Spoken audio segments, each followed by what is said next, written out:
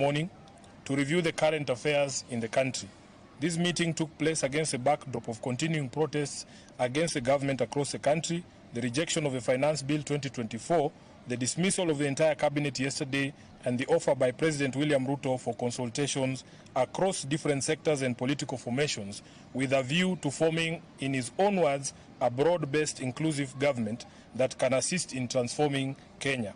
We stand ready to support the country come up with measures that can restore lasting peace and stability and address the long-standing issues like unemployment, the unending search for justice and equality, fighting corruption, negative ethnicity in our national life, instilling a tradition for meritocracy in appointment to public office, and ending the unfair and punitive economic and taxation policies.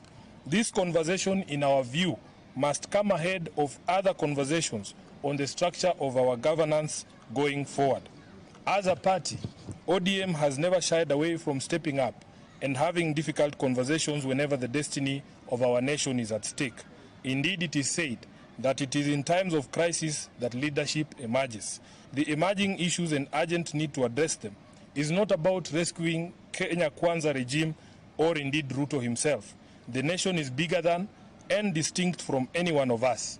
We see this as a chance to rescue our nation and pull it back from the precipice.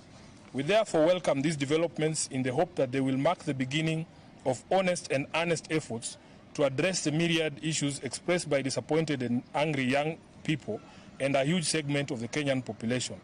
As a party, we shall not fear to engage with the country, and when we do, we shall not do that in fear.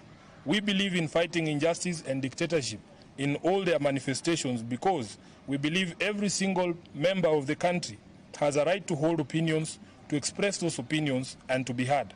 This entire crisis was precipitated by a failure to listen to each other. It cannot be resolved by that same attitude. There is no table that ODM will not go to if the destiny of our nation is the main agenda.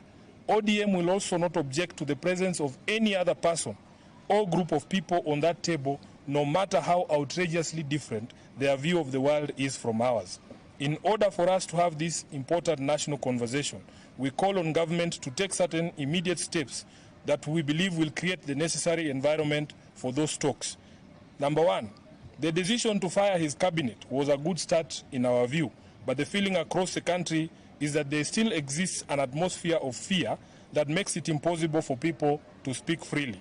Ruto must fire the Inspector General of Police, the Nairobi Police Commander, and apprehend all police officers implicated in the murders of the over 200 innocent Kenyans in peaceful protests since last year. We call for a national amnesty for all persons arrested or charged in connection with protests and compensation for all victims of police brutality.